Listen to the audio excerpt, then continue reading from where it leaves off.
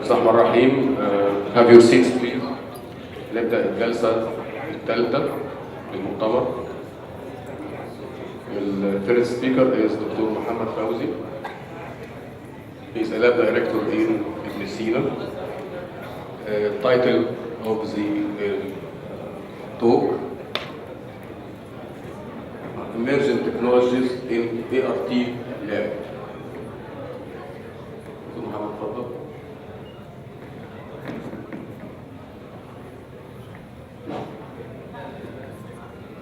السلام عليكم. طبعا انا سعيد جدا ان انا موجود هنا، واحب اشكر الدكتور هشام العناني والدكتور محمد هادي على الدعوه الكريمه. كان الدكتور هشام طلب مني ان انا احضر حاجه ذا بيست اوف يوارس. قلت له احب اقول حاجه from a different perspective او different view point يعني. احب ابدا بسؤال يعني، هو الناس الموجودين have you satisfied with your ART result? Anyone satisfied? Anyone not satisfied?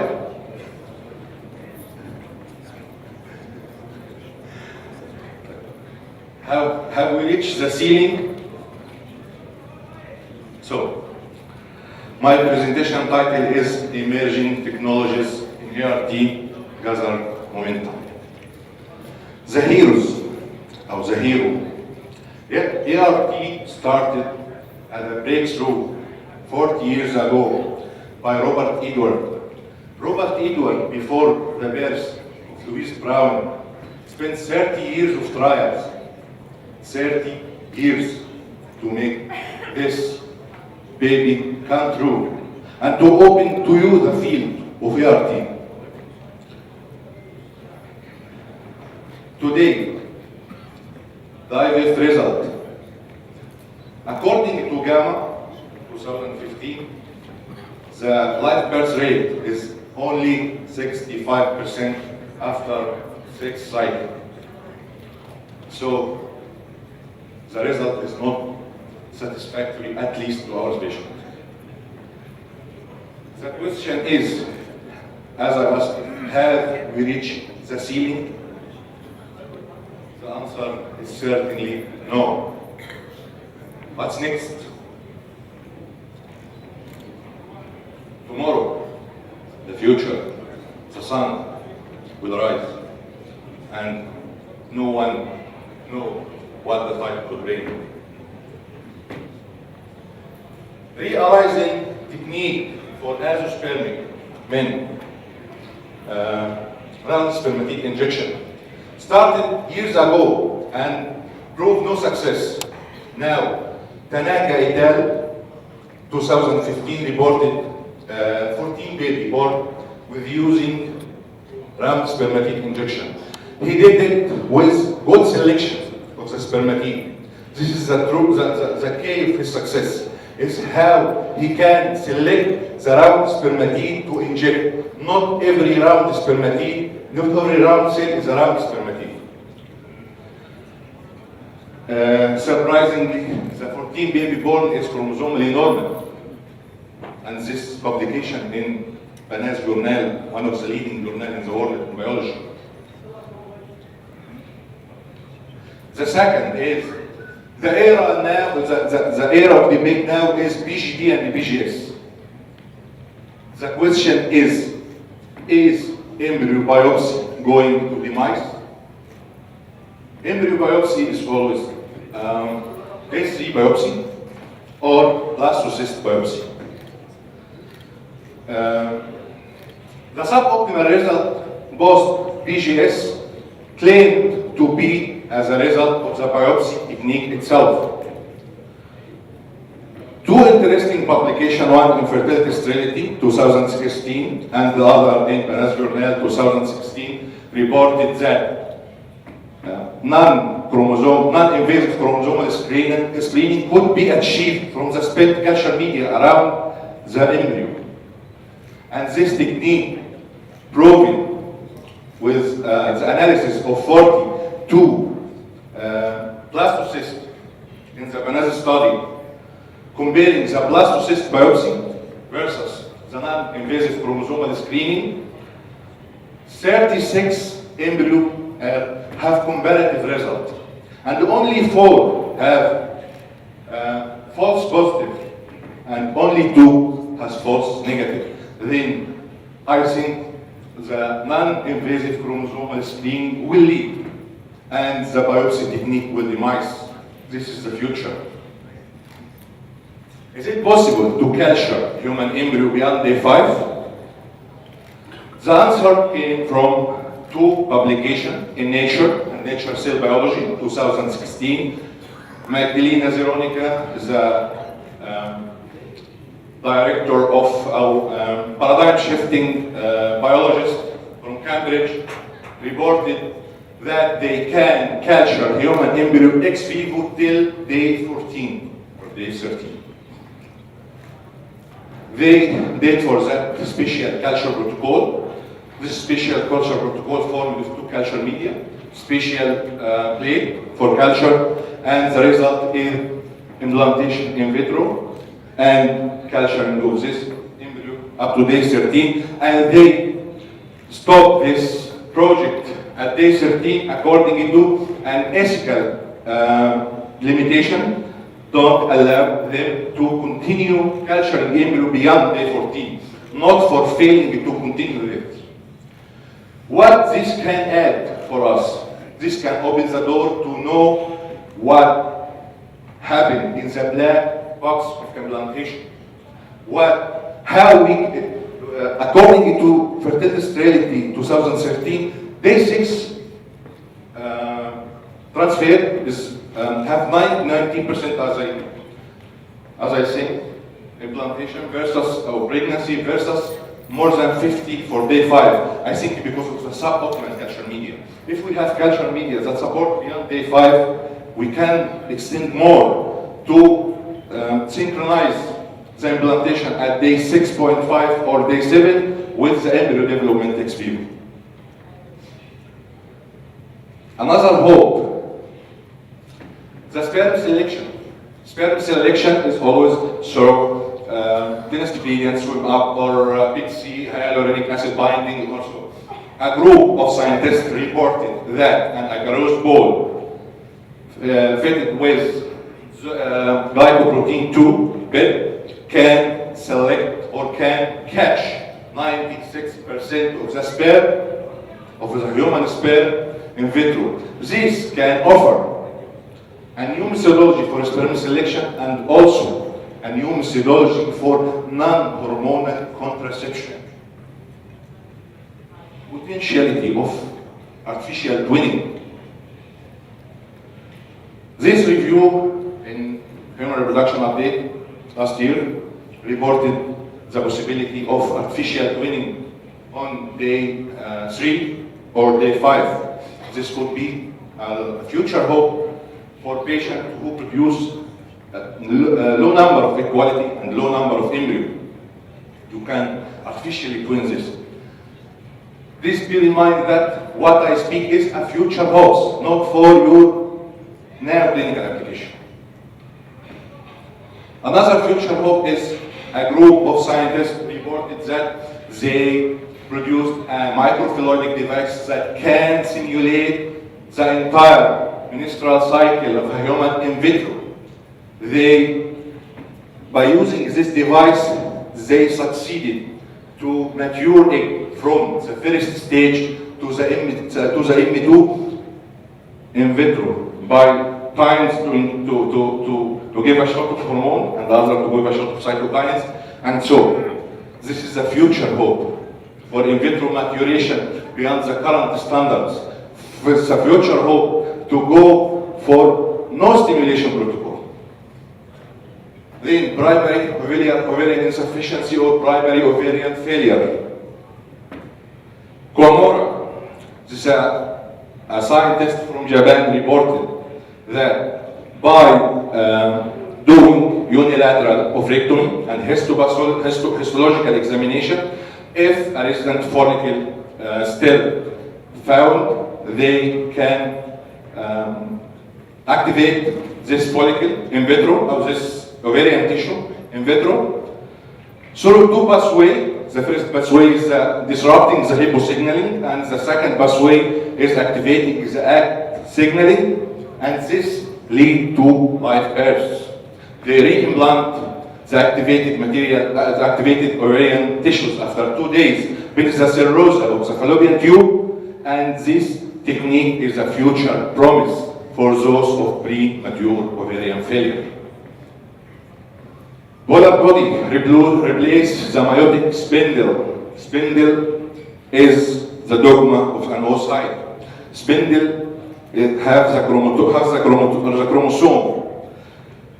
A group of scientists reported that polar body have the same chromosome as the spindle, and if they implant this polar body, they can lead to life mice offspring and even feasible for human on a research purpose. Bypassing fertilization. Fertilization, as we learned it, is an oocyte dependent. A group of scientists said to us, you are completely wrong. Fertilization can be bypassed. They do a parthenogenetic division of an oocyte, and they take the parthenogenode and they inject it with a sperm, and finally, live mice born. Mitochondria and reproduction. Mitochondria is the energizing power of the oocyte and embryo. The oocyte have 100,000 mitochondria. If this mitochondria have not give the oocyte the much power, the embryogenesis or the embryo development will not be optimal. Here is the story of Natasha and Rajini, two couples. Always produce bad oocyte quality, and in turn poor embryo quality, and then no pregnancy, and then depression and sadness, and then the scientists offer oocyte donation, and then they refused. They need their own genetic material. A group of scientists again tells them how. They offered them a technique that these scientists claim the ovary has a precursor cell of the oocyte, and this precursor cell may have mitochondria.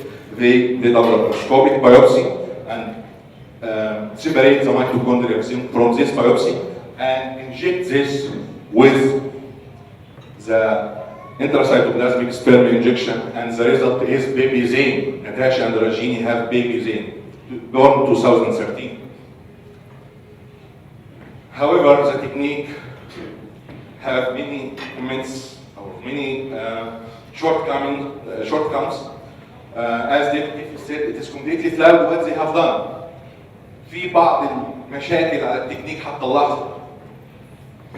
Mitochondrial disease is another dilemma. The disease, the energy in the first story, but the disease, how this disease could be managed. Mitochondrial disease could affect many systems in your body. Mitochondrial disease, how could be treated? How could be treated? Dilemma. The world media reported 3 babies is the option, 3 babies is the solution, 3 mother diseased and mother as a donor, and the other and the father gives the sperm. They reported this may be solution in their community. This could be achieved through 2 techniques. The spindle transfer. In this technique, the spindle were taken from a diseased oocyte that have diseased mitochondria and transplanted to oocyte from a donor that have normal mitochondria, and then injected with a sperm. So this have 3 parents, father and 2 mothers. One have the spindle, and the donor gives the mitochondrial DNA, and the father gives the sperm, so this is a 3-parent baby. Or through 2PN transfer. This is slightly 1 day ahead of the sperm transfer. They inject the sperm in the diseased oocyte and the sperm in the donor oocyte, and then take the 2BN from the diseased one, remove the 2BN from the donor one, and transfer this to this, and continue as an embryo. Is it safe? Is it right? Is it wrong? Anyone know? Is it safe? For our community, maybe not ethical or religious, but from a scientific base, is it safe? This publication in Nature last year reported the possibility of the technique with only 4% carryover of the diseased mitochondria. The technique may improve or prevent the disease but never guarantees the prevention of the disease. As a continuation, scientist Yamada reported in cell stem cell that the small amount of the carried over mitochondria can revert and lead in the donor. This is reported for mice. Reversion recorded. Another study in Nature last year reported that matching between the donor oocyte and the recipient one and the nuclear DNA should be taken in your mind. This matching lead to affect the metabolism and aging. The technique is not yet safe. This is a red flag to the world. Any innovations always have a fan, and the other have some criticizing the technique, saying we should be conservative, we should be. Very minimal scientists who try to prove whether this is efficient, effective or not through science. These groups try to looking if this technique is safe or not. However, this red flag and the debate will continue, the studies will continue on the technique. Despite that, first live baby born from the 3 parent, the media reported this. And the last issue in Reproductive Biomedicine Online, the group mentioned what they have done. This, combined with an editorial, showed many shortcomings of what they have done. So the debate will continue about mitochondrial transfer, and maybe the hope for managing this coming from the last part of my presentation. Stem cell and reproduction. Stem cell to this moment is on a research purpose, but have future promises. Induction of pluripotent cell, pluripotent group of cell means this cell can give you every cell in your body.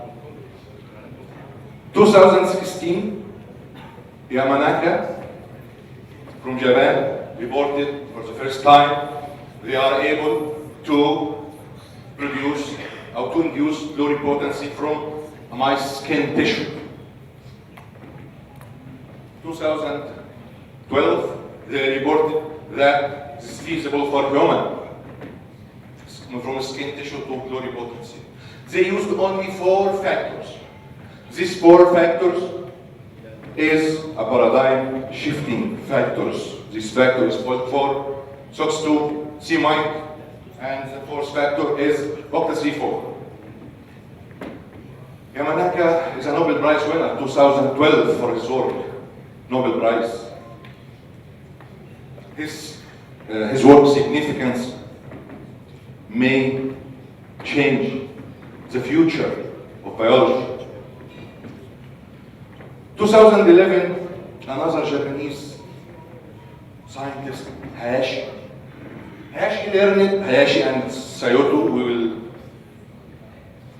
I'll say these names 2 or 3 times, trained at Cambridge under the supervision of Azim Surani. By the way, Azim Surani is a Nobel Prize material, may have Nobel at any time. And Azim Surani speaks very high about these 2 scientists, Hayashi and Sayoto. First, Hayashi reported 2011 that using induced pluripotency, he can produce a sperm-like material or sperm-like cell from a mice. Implanting this cell in a testis of a mice lead to complete of the entire cycle and the sperm formed and the live mice born. He continued the work. 2012 reported in Science. The same could be done for oocyte. He produced an oocyte and live mice from induced pluripotency in a mice. From a skin cell, they make oocyte and sperm.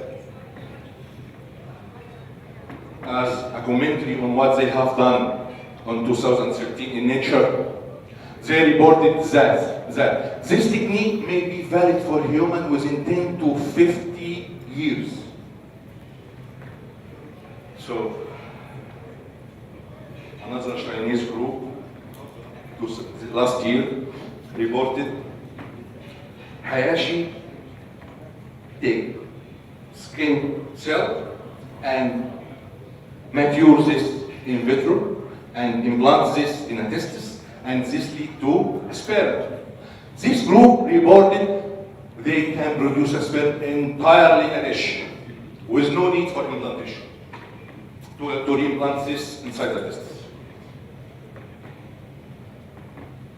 Another group last year, also led by Hayashi, reported that they reconstitute the entire cycle of an oocyte from a stem cell in a dish. No need to implant this inside the ovary for mice. And they reported that from sperm germ cell, from an ovary, they can, this is not a stem cell, so they can complete the entire cycle up to an oocyte. So never tell your patient you have no hope, the hope for the future. Mouse and egg in the lab, this is a commentary in Nature last year about what they have done. For the first commentary, they said the technique will be available within 50 years. They said the technique will be valid for human within a maximum of 10 years. Sperm and oocyte in a dish for human. Azim Surani again speak in this commentary. We shouldn't say, as he said, we shouldn't discuss if this will happen for human or not. We should go beyond and try to think how we will implement this ethically for human. Implementation of this in human is a matter of time. A maximum of 10 years is more than enough. And as you see, this girl with no sight will be happy in the future. Another group gone beyond those. This group led by Magdalena Zeronica again, they reported that from an embryonic cell, stem cell, and extra embryonic cell, they go beyond an oocyte and sperm, and she reported they entirely produce an embryo, mice embryo, in a dish, rather than oocyte or sperm. The third paradigm shifting hope is the gene editing. This is the third part that I have to speak about the mitochondria. By this, you can correct mitochondrial disease and others. Gene editing in ART is a scalpel. أشرب وتقطع حتة من الDNA. This is a protocol reported in 2013. Another modification reported rather than CRISPR-Cas9 C2C2 this year in Science. By this technique, you can cut a diseased part from a genome, mutated gene, and insert a new one. This is very cheap technique. If this is ethical, you can do it in your lab, but not now.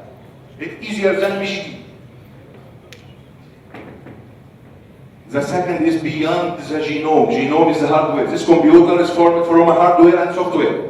Hardware is the The hard disk and the keyboard and the other and software is Windows. With the hardware can work without the software. The epigenome in your body is the software, and the genome is your hardware. By CRISPR-Cas9, you can also modify or cut the diseased part of your epigenome. And by the way, the first human embryo tried to deal with in China with CRISPR-Cas9. They successfully corrected 2 embryos of thalassemia under research, and they failed in 2, but 50% in the start is not bad. In this technique, how simplification of this technique, this is a CRISPR.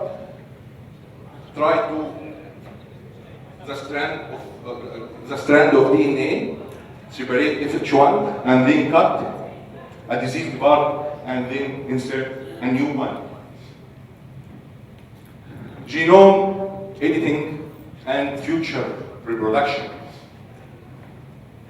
This review published in the Human Reproduction Update last year reported that using this, you can take a biopsy, testicular biopsy, have no sperm, you can deal with stem cell production, and then gene editing, and then you can reach corrected sperm, and you can do it. By this technique, affected sperm can be corrected in vitro, and you can have corrected embryo. By this technique, you can take skin biopsy from male and female, and using induced pluripotency, you can produce cells and then complete this with a CRISPR-Cas9, and then you can reach to X-corrected embryo. By using this technique, you can use conventional oocyte, mature, but abnormal. You can correct it through CRISPR-Cas9. By using this technique, you can mature the GV in vitro. But not for this photo. The technique is for preventing disease, not to increase IQ of babies or whatever, to prevent and to correct disease. This review published this year in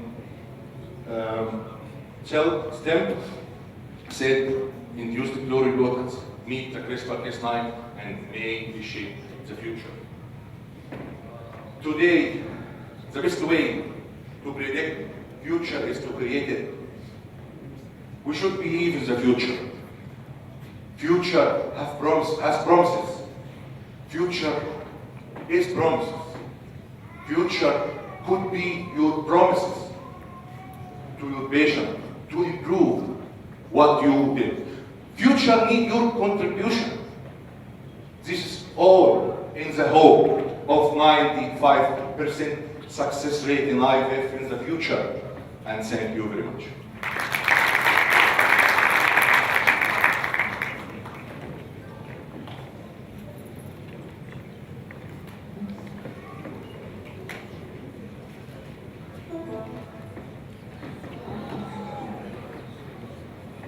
Thank you, Dr. Mohammed. Now, our next speaker is Dr. Sabri. Mohammed Sabri.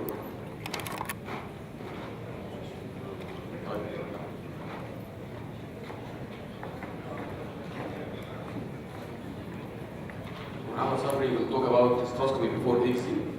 Is it indicated? Mohammed Sabri from Islamic University. Please, Dr.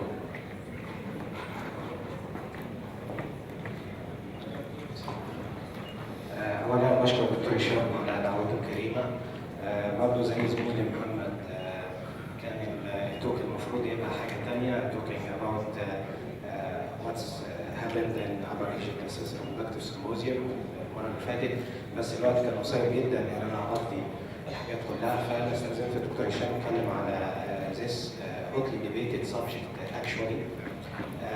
I myself سمعت حد من الزملاء بيتكلم بيقول ان العيانه اللي هيتعمل لها اكسي احنا هنبعد بره قوي خالص عن السيلز والحاجات الصغيره دي، هنبص شويه بمناظير وحاجات بالكربون. سمعت يعني ان حد بيقول ان العيانه لو اتعمل لك اكسي او IVF without doing hysteroscopy before, this is a crime for you and you should يعني claim ان ده unethical و unscientific. فده استرح انتباهي حقيقه لان ما كنتش متخيل ان توصل للدرجه من يعني مخالفه الاعراف العلميه الى هذه الدرجه. فحبيت ان انا اجمع بعض available evidence about this subject.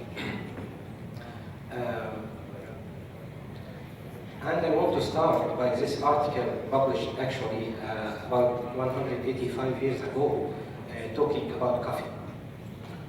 This guy published this article about himself and two others, telling that coffee is doing no harm for him.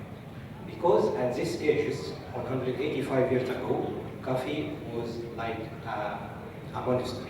People afraid of taking coffee. So he did a scientific work, taking 2 cups of coffee every day, himself and 2 of his patients, and he did urea testing his urine, and he did test his pulse, and he get with this conclusion. I may say that neither the patient nor myself suffered in any way any health effect from the coffee. About 180 years later, in 2015, in a very reputable journal, a publication came out telling us it's a wonderful beverage, the coffee, with rare cardiovascular disadvantages, and was much to recommend it from an overall cardiovascular standpoint. So we got about 180, 150 years to reach the same conclusion that coffee is not harmful.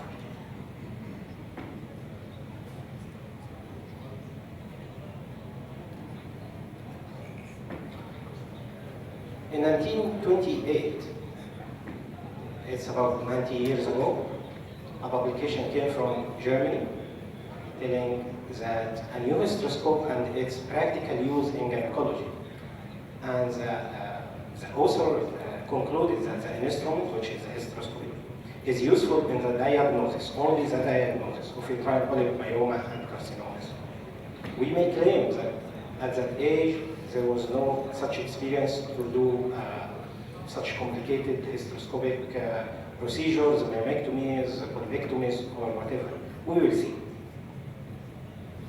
And then, at 1984, another publication came from Germany telling that result of diagnostic hysteroscopy in vitro fertilization transfer program, the author concluded that the hysteroscopy not only occupies an important role, not only occupies an important role in the general diagnosis of sterility, but is also of considerable importance in the preparatory work for embryo transfer. It's a very strong conclusion. Do you know how many patients he did? 26 patients. Do you know how many patients he found finding inside? 3 patients. Out of these 3 patients, he concludes this very strong conclusion that hysteroscopy not only occupies an important role in diagnosis, but is also considerable importance in preparatory work. Only 3 patients. And the viral starts from here.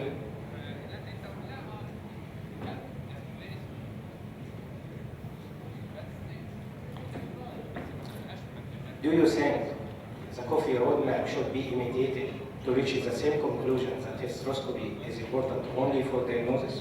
We'll see. In 2016, a publication came from Human Reproduction Update talking about efficacy of hysteroscopy in improving reproductive outcome of infertile couple. It was a systematic review, and it tells that there is a low quality evidence that hysteroscopy may. Can you see how much low quality and may? Low quality evidence that hysteroscopy may increase pregnancy rate when removing submucosal fibroid or endometrial polyp. So if we remove submucosal fibroid and endometrial polyp protruding inside the cavity, the evidence is very low, is low quality, and this may increase the pregnancy rate. Hysteroscopic proximal occlusion by intrauterine devices, not only hysteroscopic occlusion by thermal or mechanical or whatever, by intrauterine devices is inferior to laparoscopic subinjector. Yes, it's an emotional moment for all hysteroscopists, including me. Actually, I'm a fan of hysteroscopy, but hysteroscopy is not that much important before the X cycles. A weak paper came from Turkey talking about the impact of office hysteroscopy and repeated implantation failure.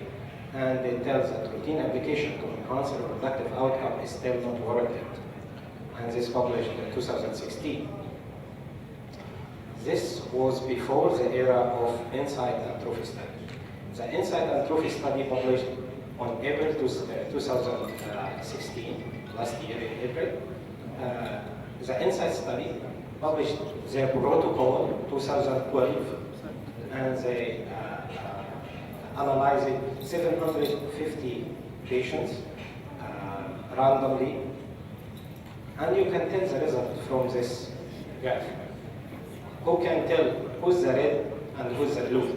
Which one uses the hysteroscope and which one doesn't use the hysteroscope?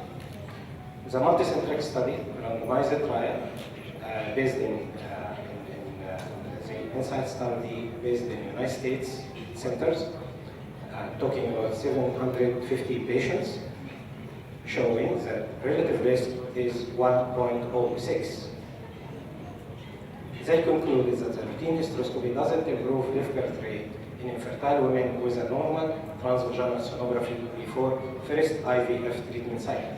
Okay, we can find the scope, a whole a point to go through. So we can do hysteroscopy before recurrent implantation failure or recurrent failures. But the trophy study, which is a multicentric study, randomized on 752 patients, showing that relative risk of using hysteroscopy to increase the pregnancy rate is 1.0. No difference. They conclude that the hysteroscopy before IVF with history of unsuccessful IVF doesn't improve live birth rate in infertile women with normal transvaginal sonography, even with normal 2D transvaginal sonography. And this makes Dr. Antonio Pellissier to write a commentary in Lancet. This three publication came from Lancet April 2016, and telling that there is no reason to perform hysteroscopy before IVF, irrespective of whether the woman is about to undergo first cycle or repeated cycle of IVF. But in a parallel world, في عالم موازي تماما, in April 2016, a paper telling that the effect of endometrial injury on first cycle by doing hysteroscopy increased the live birth rate from 28% to 67%, and this parallel world is Egypt. The viral is not confined to one university. Another publication from Egypt, from another university, in April 2016, telling that this increased the live birth rate from 45% to 70%.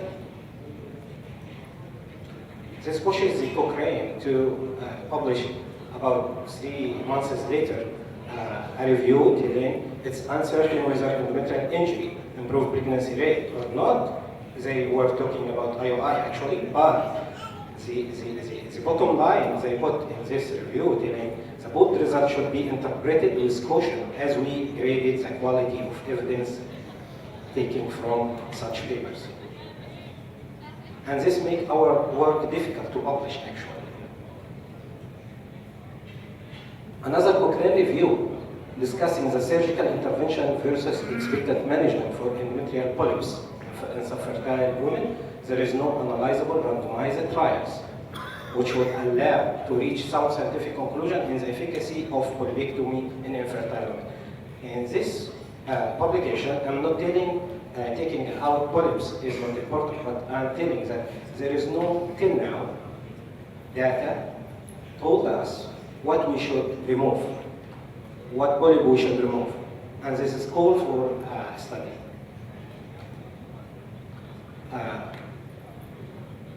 Hysteroscopy for treating soft fertility associated with suspected major uterine cavity abnormality. The benefit with hysteroscopic submucosal myomectomy for improving the chance of fertility cannot be excluded. This is the only proven indication for using hysteroscopy before ICSI in infertile women. So why I'm very worried about using such technique or not using such technique. Actually, in the United Kingdom, in British Medical Journal, it was in November 2015, they published this article talking about the lack of evidence for multiple interventions that occurred in UK centers. And they analyzed 38 interventions. It's like using DEHIA, using hysteroscopy, using blah, blah, blah, not using blah, blah, blah. And they concluded that in British Medical Journal, there was 13 add-on therapy had clear recommendations. And there are 19 not mentioned or recommended in any guidelines or whatever. And there are 6 recommended for research only, and there is 2 were not recommended or recommended against. One of them is hysteroscopy. It's good to be written in publications and read by doctors like us and discussing between each other. But the worst case scenario is that the day after this publication, the day after, immediately day after this publication, 2 big reviews came in BBC, Daily Mail, and many of public journals talking about no solid evidence for IVF add-on therapy used in our fertility centers.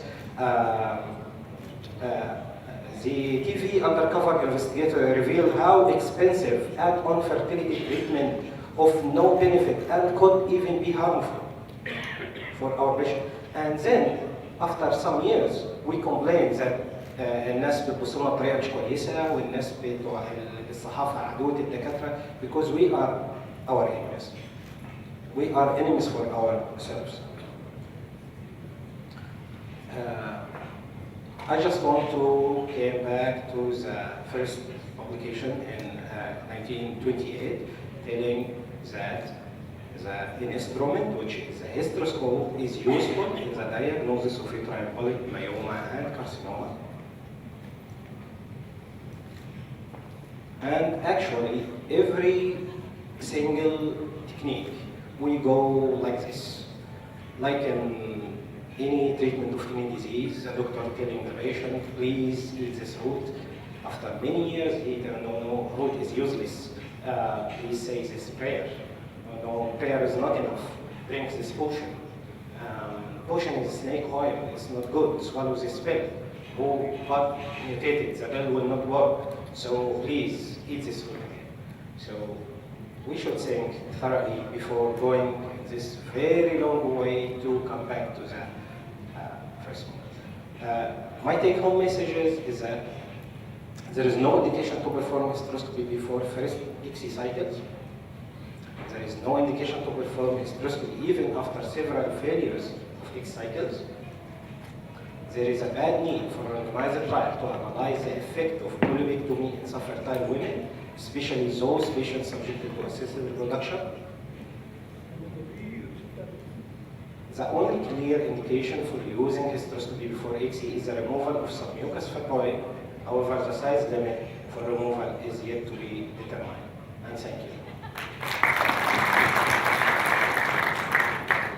نشكر البروفيسور محمد بن صبري على فور ذيس نايس برزنتيشن. ومعلش ممكن سؤال بس، حضرتك يعني كنت مصر ان الريفلو فور هيستروسكوبي طبعا ما اقدرش انكر الرول للدياجنوستس الالتراساوند ابر هاند، بس في حالات الالترا ساوند نقدر برضه يعني نسال برضه الاستاذ الدكتور محمد كراجل خبير في الالترا ساوند، هل الاندوميترايتس كرونيك اندوميترايتس هل ممكن يشخصها بالالترا ساوند؟ نو. طيب حضرتك لو في حاله كرونيك اندوميترايتس كم واحد بيعمل هيستروسكوبي يقدر يشخصها؟ لسبب واحد ان معظم الناس اللي حضرتك اشرت اليهم اشتغلت معاهم، يعني تروفي ده رودي كامبو اللي عمله، ده بلجيكا لوفل، طبعا ده خبير اي في اف. حضرتك للاسف الشديد 99% من اللي بيعملوا هيستروسكوبس ما بيشخصوش الاندوميترايتس، رغم انها تشخيصها سهل جدا وبنسبه 95%. فليه حضرتك انكرت دور الكرونيك اندوميترايتس في ريكارنت امبلانتيشن فيلير؟ شكرا. هو شكرا فندم على سؤال حضرتك. هو انا ما انكرتش دور الهيستروسكوبي في تشخيص الاندوميترايتس. برضو انا حسيت اني مش عايز ابقى بيوند السكوب او البوينت اللي كنت بناقشها. في 2 3 سلايدز لو حضرتك شفتهم انا عديتهم بسرعه، كانوا بيتكلموا على الانترا اوبزرفر differences between hysteroscopies والرول اوف اكسبيرينس في diagnosis of rare يعني diagnosis like endometritis.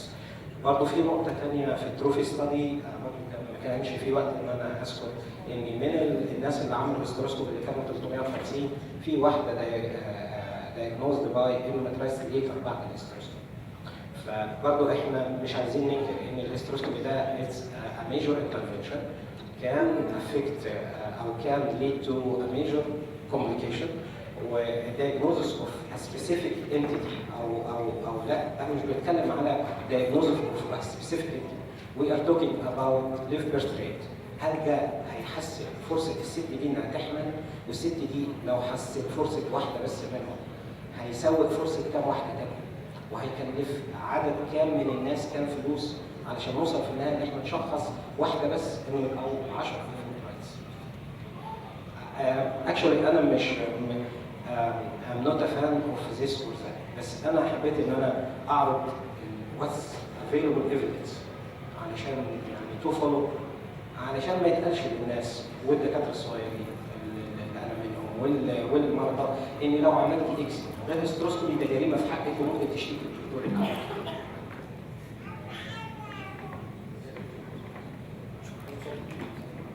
شكرا جزيلا. والان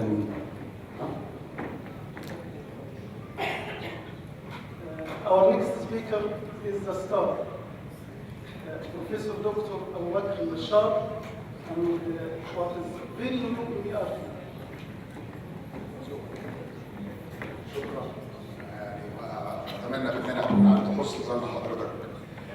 طبعا في البدايه انا بشكر الساده المنظمين وبشكر مجلس اداره مستشفيات جنه. الحقيقه الواحد بيفرح جدا ان يكون في المجهود المخلص ده بيثمر عمل عظيم زي مستشفيات جنه، وبهنيهم على المؤتمر الثالث لجنه بهذا النجاح العظيم.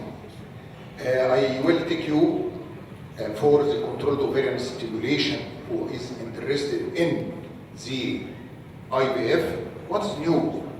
As we know, we have 6 steps for IVF, and one of the most important steps is controlled ovarian stimulation. Reviewing the literature, I classified the new into 2 categories. First category, what's new in the drugs, and the second category, what's new protocols. For the drugs, and I will not go to the future because there is a lot of drugs under research, but what is available actually in the market, we have the long-acting FSH, the FSH biosimilar, and the subcutaneous progestogen.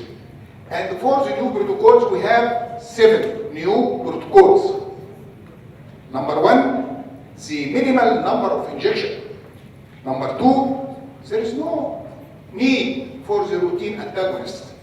Number 3, the use of the progestogen, the oral progestogen, for prevention of premature LH surge. Number 4, the flexibility starting the controlled ovarian stimulation, you can start at any day of the cycle.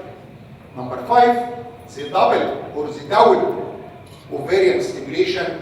Number 6, the double or the double triggering, and at the end, the individualization of the starting dose of the FSH for prevention of ovarian hyperstimulation syndrome. Let us start one by one. The long-acting FSH, which is available in Europe now, and some informed me nearly it will be available in Egypt, Elonva, using the recombinant DNA technology. Now, a single dose can keep the FSH threshold necessary to support the multifollicular growth for 7 days. So, by doing this, we will reduce the frequency of injection. The dose is 150 to 180 microgram. It is safe and equally effective compared to the daily recombinant FSH.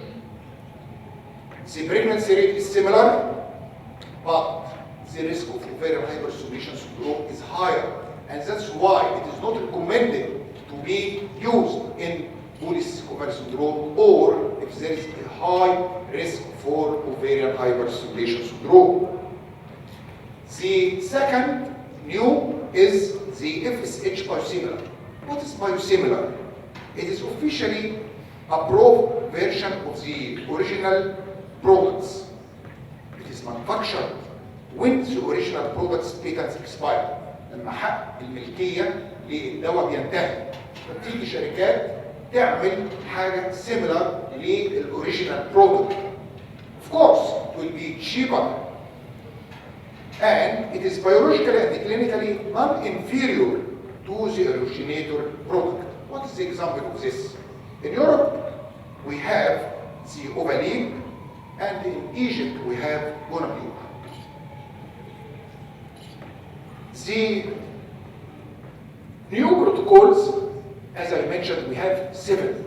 First, the minimal number of injection protocol based on, we have a debut agonist and we have a long-acting FSH.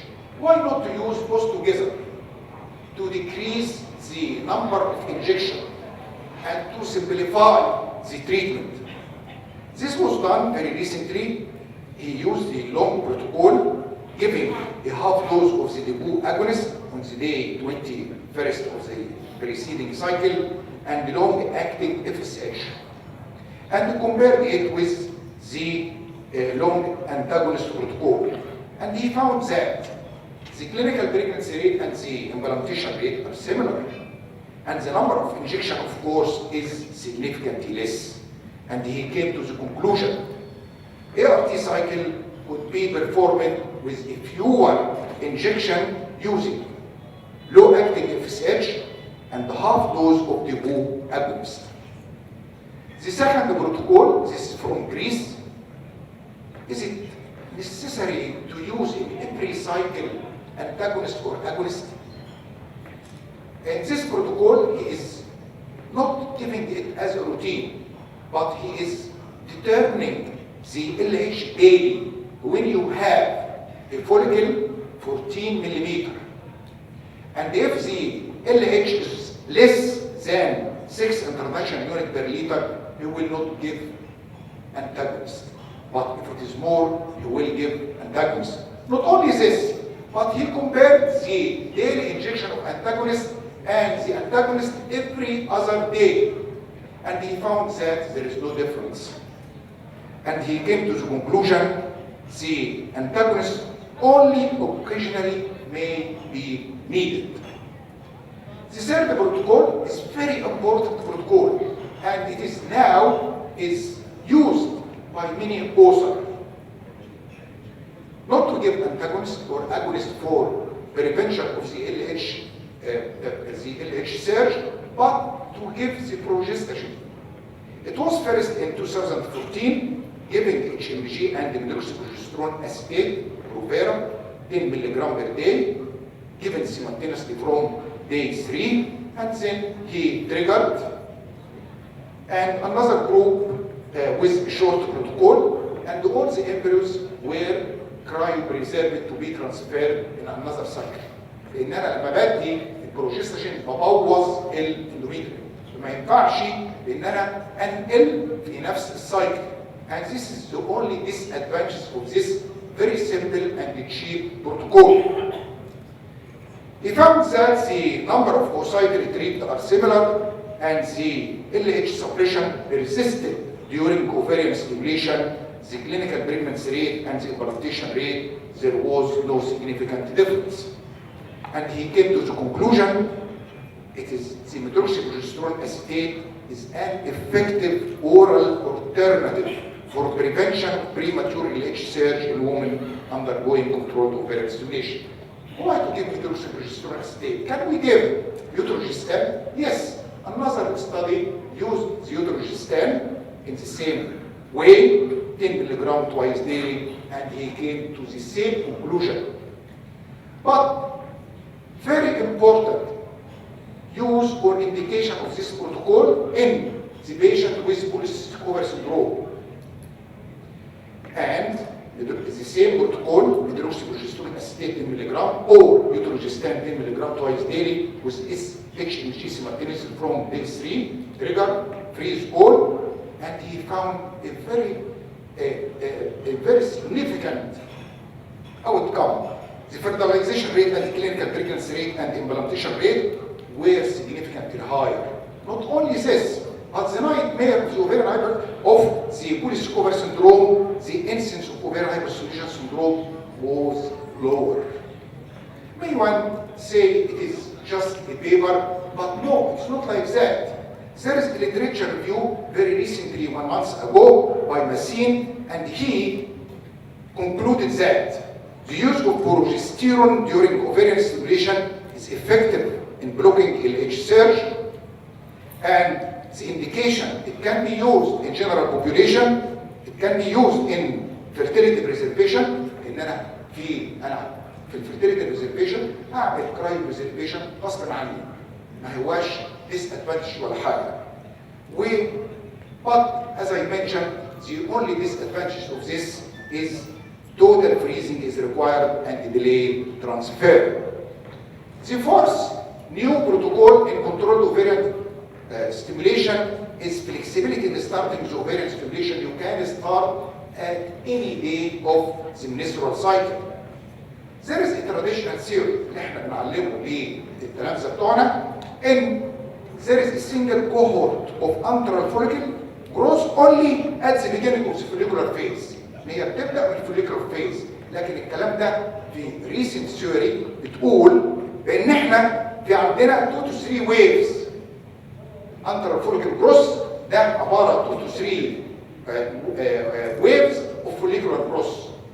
When the antral follicle of the luteal phase had the similar growth potentiality. So how to apply this fact? It was started first by the emergency fertility preservation, and the pregnancy outcome in subsequent cryopreserved embryo transfer is comparable.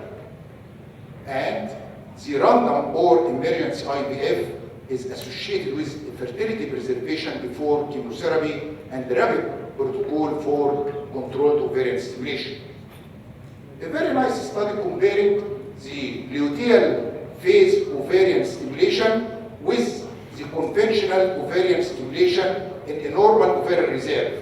And he found the luteal phase protocol is associated with higher عكس الواحد مكان متوقع implantation rate, clinical pregnancy rate, and ongoing pregnancy rate compared with the short-term protocol. في 2016 عمل a very nice study. قال انا هبدا في الايرلي follicular phase، ومجموعه ثانيه هبداها في الليت follicular phase، ومجموعه ثالثه هبداها في الluteal phase. And he found the viable embryo were cryopreserved for subsequent transfer, and he found there is no difference at all between the timing of starting the ovarian stimulation.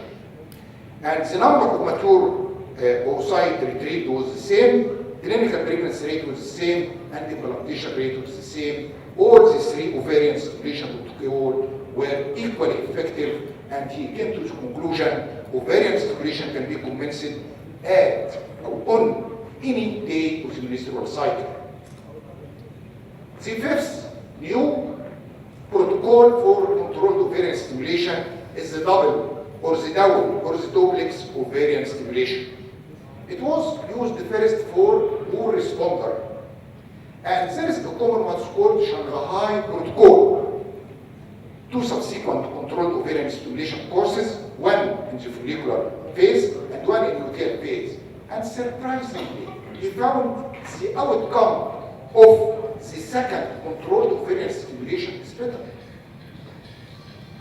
And this is the Shanghai protocol. You will start from the day 3, clomid or letrozole, and from day 5 by FSH, and then he is doing the trigger, and then oocyte retrieval. 1 to 3 days after oocyte retrieval, he started the controlled ovarian stimulation to the same clomid or letrozole, and then FSH from the 22nd day of the cycle, then triggering and second oocyte retrieval. De Ziegler from France, the same idea, but using 2 antagonist protocol in the same cycle, one in the follicular phase and one in the luteal phase, and he came to the conclusion that he got twice as many oocytes in 4 weeks time frame. The 6th new protocol is the double trigger. I will not trigger by HCG or the agonist in condition of the antagonist protocol, but I will use both the HCG and the agonist. We have 2 types of this. The agonist together with a reduced or standard dose of HCG, or the agonist and HCG without reduction of the dose and 40 to 34 hours prior to oocyte retrieval. What are the indications of the double or the double trigger? Of course, in the case of empty follicle syndrome, it is recommended, and it is known long time ago. But now it is used in poor responder, and we got a statistically significant increase in the number of retrieved oocyte, mature oocyte, fertilized embryo, pregnancy rate, and implantation rate. The 3rd indication is in high responder, but in this condition we should reduce the dose of HCG to improve the pregnancy rate. The 4th indication, why not to use this double protocol in the normal responder? And this was done, and we got a significantly improved live birth rate, higher number of embryo of excellent quality. The last protocol is the how to prevent the nightmare of the controlled ovarian stimulation, the ovarian hyperstimulation syndrome. We have many lines of prevention, but according to Fisher, no. The most important is the starting dose of gonadotropin. And this depends on the patient is suffering from polycystic syndrome or not, what's her age, what is the anti-malarial hormone level, what is the body mass index, and what is the there is a history of previous ovarian hyperstimulation syndrome or not. And he put this nice algorithm, first of all, to see there is polycystic ovarian syndrome or not, and then to look for the age, and then to look for the anti-malarial hormone level, and then to the body mass index, and at the end to see if there is a previous history of ovarian hyperstimulation syndrome or not. To come to the conclusion, the long-acting FSH is associated with a similar clinical pregnancy rate, but slightly higher ovarian hyperstimulation syndrome. That's why it is contraindicated in polycystic ovarian syndrome, or if there is a high risk for ovarian hyperstimulation syndrome. The FSH biosimilar, cheaper, and biologically and clinically non-inferior to the original product. the subcutaneous progestogen avoids the side effect of the vaginal or the intramuscular progestogen. Further randomized controlled studies are needed to confirm the value of minimal number of injection protocol and to confirm also the no routine antagonist. Progestogen to block the LH surge is effective oral alternative, but it requires total freezing and delayed transfer. These protocols are valuable. Flexibility in starting ovarian stimulation, double ovarian stimulation, double triggering, individualization of starting FSH dose for prevention of ovarian hyperstimulation syndrome. شكرا. نشكر الأستاذ الدكتور أبو بكر بشار for this very nice illustrative and influential presentation. حد عنده أي أسئلة؟ اخر سلايد. دكتورة نادية حسين، اتفضلي.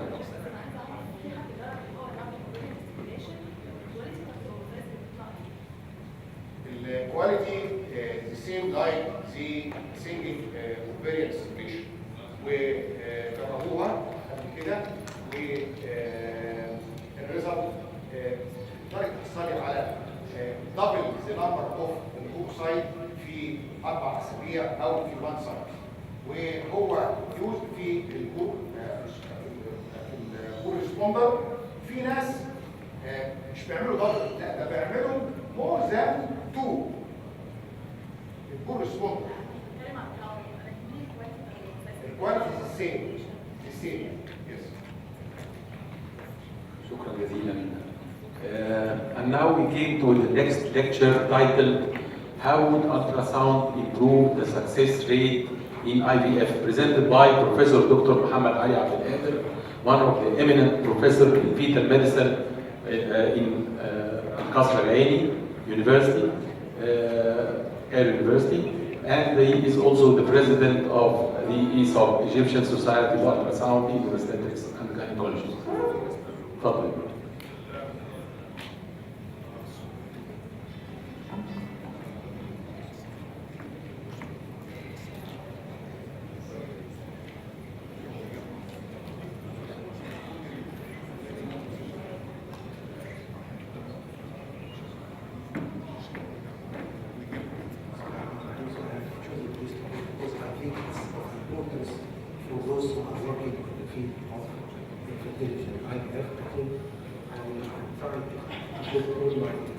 Past experience, and I have reviewed the literature in order to put it in the flow we are going to listen to. The title is How would ultrasound improve IVF success rate? And actually, ultrasound is a cornerstone in the IVF procedure.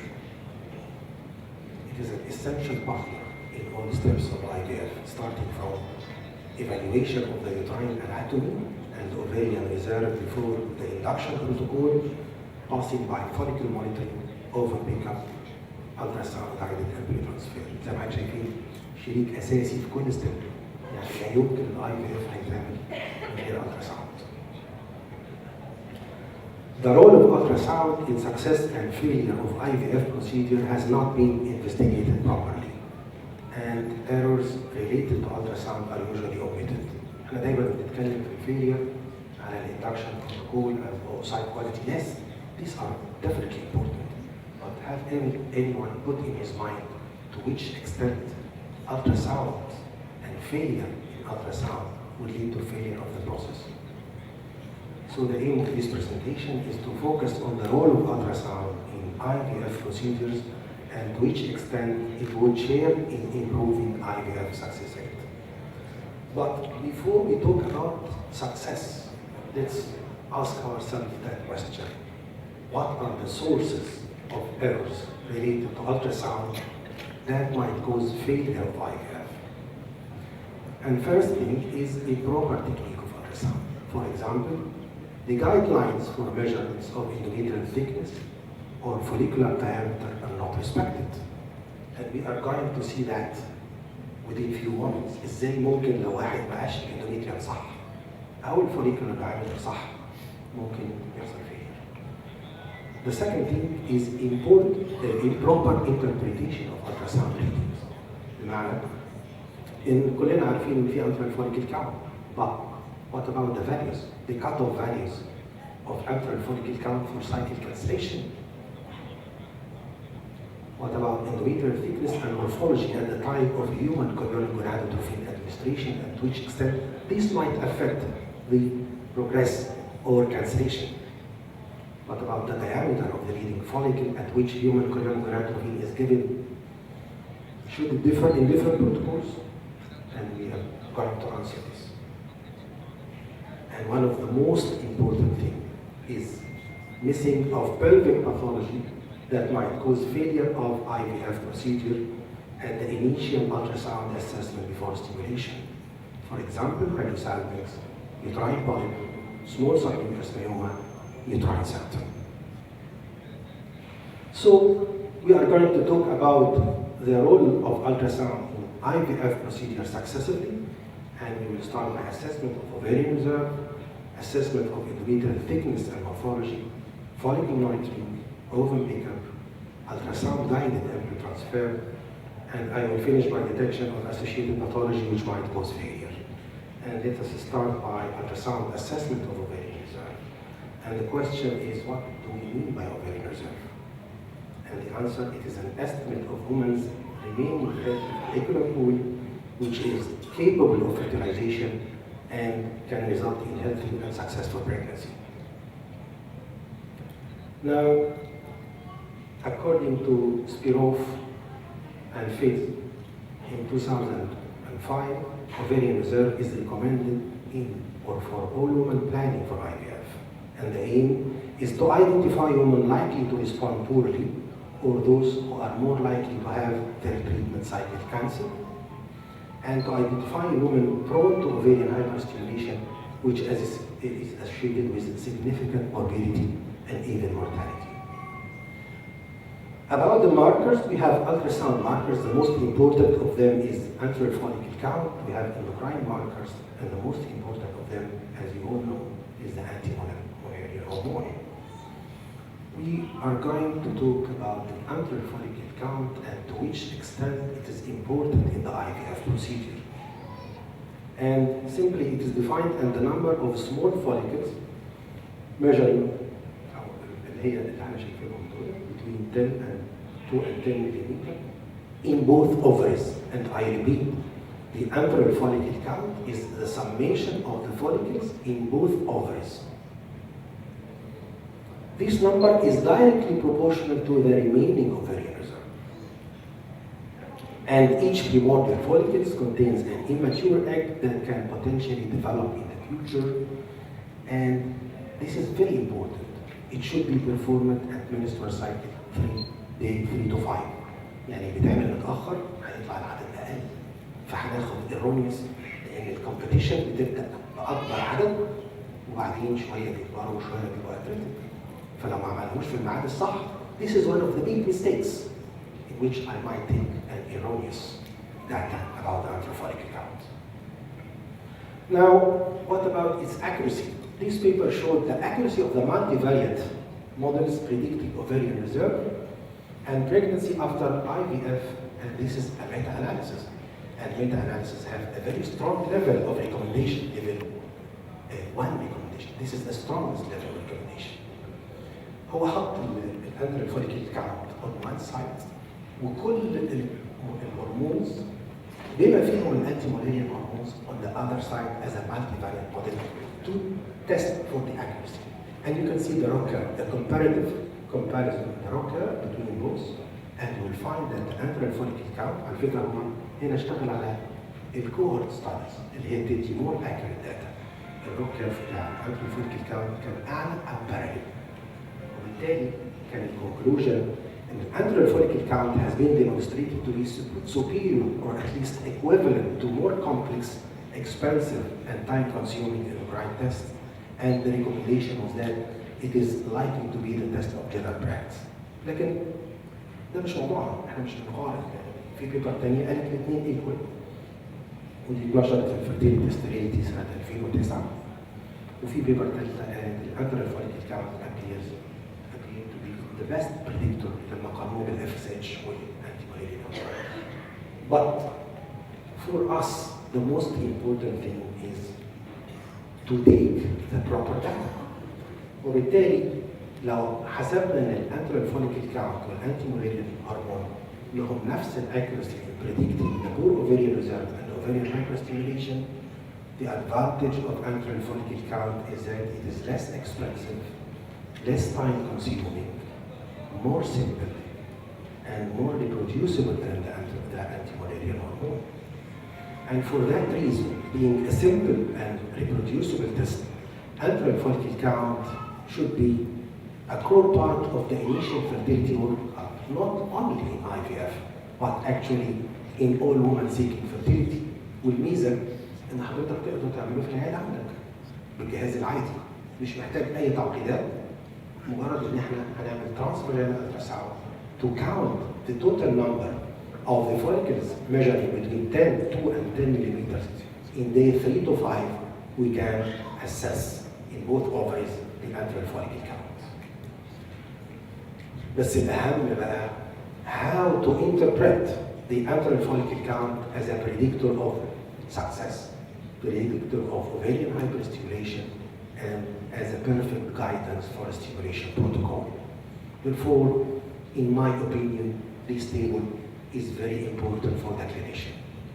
And if the antral follicle count is less than 4, this is considered an extremely low count, and very poor or no response to stimulation is expected, and it's better to cancel the cycle, and it's better to counsel the woman about the possibility of considering not attempting IVF at all. If it is between 4 to 12, this is considered low count, and you have to consider an agonist protocol, and you have to use high doses of SH to stimulate the ovaries with a probability of higher cycle cancellation, and you have to tell the woman that, and you have to tell her also that lower pregnancy rates are expected. So what about the optimum number? The excellent number is between 13 and 35. This is an adequate count. The patient might respond well to low doses of follicle stimulating hormone, but take care that there is some risk of ovarian hyperstimulation if Lupron is not used, and you might have an excellent pregnancy success rate. And finally, if it is more than 35, we consider this in both ovaries. This is a very high count with a high response to low FSH doses, and there is high risk for ovarian hyperstimulation syndrome, and therefore you have to consider an antagonist protocol to avoid this risk, and you might have an excellent pregnancy rate overall. إذا الفكرة إن الانترال فوليكل كاونت لو أنا فهمت كل واحد من دول وعملت له انتربريتيشن هقدر أعرف مش بس البريدكشن أوف سكسس أند فيلير، هقدر أعرف مين اللي هيجي لها ovarian hyperstimulation وهعمل perfect guidance كمان للستيميوليشن بروتوكول بتاعي. Now we pass into ultrasound assessment of the endometrial thickness, and actually the clinician should be very acquainted to that sonographic pictures, because failure to identify the endometrial thickness and morphology properly is associated with failure of the whole IVF, and proper interpretation will lead to success of the whole procedure. في المنسترال phase بيبقى very thin and sometimes patchy من 1 ل 4 مللي.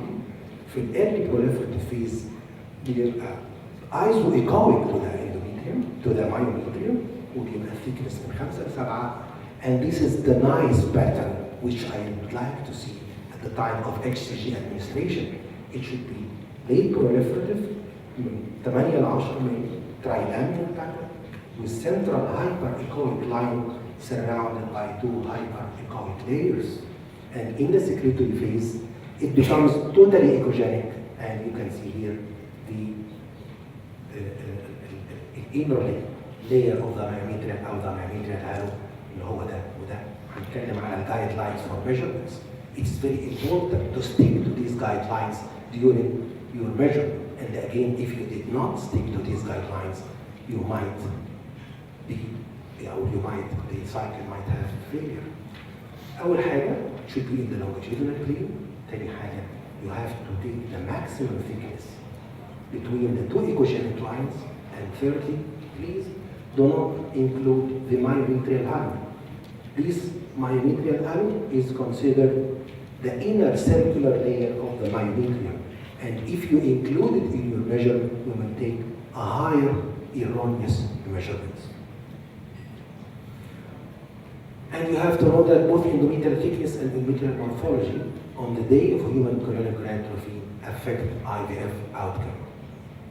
And the best thing or the best successful implantation occurs with morphology showing trilaminar pattern with central hyperechoic line surrounded by two hyperechoic layers زي ما احنا شايفين ده.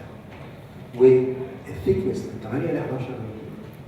والدوبلر لما تشغله هنلاقي abundant blood flow in the subendometrial region by power Doppler flow mapping. But the worst outcome will occur if the endometrium at the time of human chorionic gonadotrophy administration shows this isoechoic pattern with endometrial thickness less than 7 millimeter and with echogenic endometrium more than 14 millimeter. And actually, the literature is full of data concerning the best endometrial thickness and the worst endometrial thickness. What I have transmitted to you is exactly what's written in most of the paper, and even in such cases, the cycle cancellation with freezing of the collected ova or embryos is best alternative. المشكلة إن الناس بتيجي عند الحتة دي بالذات وممكن تلاقي الانdometrium مش receptive ومش suitable for implantation وبتكمل الاي في اف. ما فيهاش حاجة إن أنا أكنسل السايكل دي لو لقيت الانdometrium بالكرايتيريا اللي أنا قلت عليها واشتغل على السايكل اللي بعدها. في measurements to increase the thickness of the endometrium. It's beyond our scope today. منها transvaginal Viagra and so on. Now we pass to ultrasound assessment of follicle growth, and in my opinion, it is important, very important for you as a clinician to know the criteria of the normal cycle, because sometimes you use it in non-stimulated cycles in IVF, and in many times you might revert to it. يعني كتير مننا لو ما كانوش عارفين الكلام اللي هقوله ممكن وهم بيتابعوا الحاله في الالتراساوند يحصل بيج فيلير في البروسيس كلها. اول حاجه الاوفيولاتوري فوليكلز. What follicle is going to ovulate? This is very important for me as a clinician. ليها كاركتر معينه؟ yes. بتبقى ليها rounded edges وليها middle range echogenicity واهم من كده الcrenulation. Crenulation of the follicle is a sign of impending ovulation which occurs about 6 to 12 hours before ovulation, وهكلم حضراتكم عليها حالا واحنا بنتكلم على signs of impending ovulation. Now, what about the follicle which is destined not to ovulate? يعني في بعض الأحيان الفوليكل مش هتovulate، وأنا أقدر أشوف من شكلها إن الفوليكل دي مش هيحصل لها ovulation. دي بتبقى لها regular shape وبتبقى anechoic، ما فيهاش ايكو خالص، sonolucent، وتقدر تشوف كده من البوستيريور انهانسمنت عند الإيدج بتاع الفوليكل. وكمان لما بتقرب كل ما تقرب من الكرينيشن تكبر وما يحصل من الاوفيوليشن تكبر وما يحصلش فيها كرينيليشن. هنتكلم عنه حالا. طب ايه الاوفا اللي هتبقى اتريتيك وبرغم انها حجمها كبير لكن is going to be atretic. These ova are the least regular shaped and antral edges وبيبقى فيها middle range echogenicity تماما زي الاوفيولاتوري فوليكل. يبقى السولوسنت دي هي اللي هتبقى ريوتينايزد ادرابشر او هي اللي هتبقى سيستيك فوليكل. طيب what are the signs of impending ovulation؟ بتهمني جدا في الاوفر بيك اب، لان انا لو استنيت شويه 12 ساعه دول ما خلاص ما الفوليكلز هتوفيوليت وكله هيطلع وهيترمي مش هقدر اسحبه. انا عايز اسحب الماتيور immediately حوالي 12 ساعه قبل الاوفيوليشن. اهم حاجه الكرينيليشن. يعني ايه كرينيليشن؟ كرينيليشن يعني تلاقي الوولز بتاعت الفوليكل serrated irregular and with thickening of the wall and keeping it middle range echogenicity. And if you put your color Doppler around it, you will find abundant perifollicular blood flow by color Doppler. This is a follicle that is going to ovulate within 6 to 12 hours. The other alternative is that you are going to see the follicle with a small wall, anechoic, no crenulation, And if you put the Doppler, these follicles will show no Doppler flow by color mapping, and this follicle is either going to enlarge in a cystic manner or be transformed into luteinized and rupture form. Now we passed into the stimulated cycle. And in stimulated cycle, the first ultrasound is usually done before the beginning of stimulation to exclude associated pathology. هنتكلم عن كده في آخر الفقرة، لكن ده مهم جدا. The initial ultrasound is of vital importance. And sometimes you find such a cyst, and this cyst might modify your clinical approach totally to stimulate or to cancel. يعني لو لقيت السيست دي في الأول هي كانت فاضلة من سايكل قبل كده، please don't attempt at doing your IVF stimulation cycle because it's going to fail. Now again, antral follicle count at the initial stimulation is the best predictor for IVF success, ovarian hyperstimulation, and perfect guidance for the stimulation protocol. وقلنا الكلام ده count أقل من 4 consider cancellation بين 4 ل 12 consider high doses of FSH agonist protocol consider usually lower pregnancy rate 13 ل 15 is the excellent count. أكثر من 35 we consider high count and high risk for ovarian hyperstimulation, and you might consider an antagonist protocol. Now, the subsequent ultrasounds in the stimulatory cycle should be done every other day from the day of stimulation. If you are going to use the flexible antagonist protocol, please take care of that.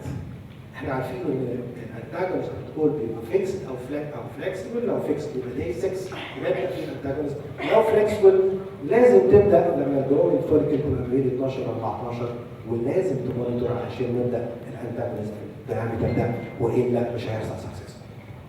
Now once a follicle reaches 16 مللي لازم تعملها ديلي. و what about the measurements بقى؟ معظم السنترز بتحب تستخدم الميجرمنتس العاديه اللي هي المين دايمتر، لكن هقول فيها شويه لوكال بوينتس. بعض السنترز بتقول ايه؟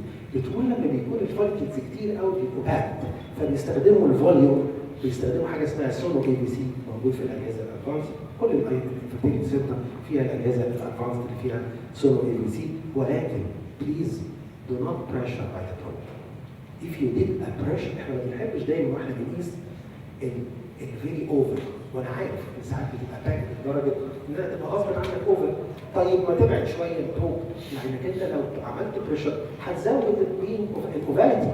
لا انا عايز اقللها عشان كل ما كانت تورد راوند كل ما كانت الميجر احسن وافضل. الحاجه الثانيه المهمه about what follicular diameter بتاع الهيومن جلاند في administration. معظم الاوثوريتي يكون ما بين 17 و 22، لكن احيانا عمليه اعقد من كده. هي مش مجرد ان انا ما بين 17 و 22، طب ما ده رينج كبير جدا في 18 و19 20 20 22. لا. For better clinical results, the diameter of the leading follicle at which human chorionic gonadotrophy is given should differ in different protocols. For example, if you are going to use an agonist protocol and you are going to use recombinant FSH, please choose the least bad. يعني ما بين 17 و 18. If you are going to use human menopausal gonadotrophy ممكن تستخدم 18 بالظبط. الكلام ده مش كلامي. الكلام ده collected from the papers, the research, the success in multiple IVF centers. لو هتستخدم human menopausal gonadotrophy يبقى من 18 ل 19. في الانتاجونست بروتوكول من 18 ل 22 مللي، بس خد بالك ان الداي اوف administration لو فيكسد عن داي 6 نو بروبلم، لو فلكسبل لازم تبدا الانتاجونست لما الجروينج فوليكل بتوصل من 12 ل 14. Now, please finally don't forget to measure serum estradiol before human chorionic gonadotrophy. تأكيدي بس لازم يبقى ما بين 1000 ل 4000 بيكو جرام per milliliter. We pass to the embryo transfer, and we have two methods in embryo transfer. Either the ultrasound guided or the clinical touch technique. Which is better? Which technique? هنشوف الايفيدنس بيقول ايه. اول واحد اشتغل او من اوائل الناس اللي اشتغلوا كان الدكتور حسن سلام المجموعه بتاعته، ونشر ده سنه 2003 في الفيرتيليتي ستيريليتي ultrasound guided embryo transfer a meta analysis of randomized control trials. والconclusion كان ultrasound guided embryo transfer increase clinical and ongoing pregnancy rate significantly compared to the clinical touch method. والغريبه ان في نفس العدد في سنه 2003 وفي نفس المجله المجموعه الارباح اللي بتنزل ميتا اناليسيس برضه هو قال نفس الكونكلوجن، وبعدها بحوالي 6-7 سنين نزل في الكوكرين لايبرري المجموعه بعد كده نفس الكلام نزلت ان الالترا ساوند جايدد امبريو ترانسفير increase the clinical and online pregnancy. So let us agree that ultrasound guided embryo transfer is the best. It is much better than the clinical touch technique according to the different meta-analysis. Now, which ultrasound is better? يعني هل هنستخدم trans abdominal or transvaginal? In my opinion, and in the opinion of many authors, it's a matter of personal preference. أنا ما أقدرش لو حضرتك اتعودت انك انت تشتغل على الترانس ابدومينال روت جايد باي الترا ساوند اقول لك لا اشتغل ترانس فاجينال، ولكن الترانس ابدومينال needs assistance and the bladder should be full and it's associated of course of more patient discomfort.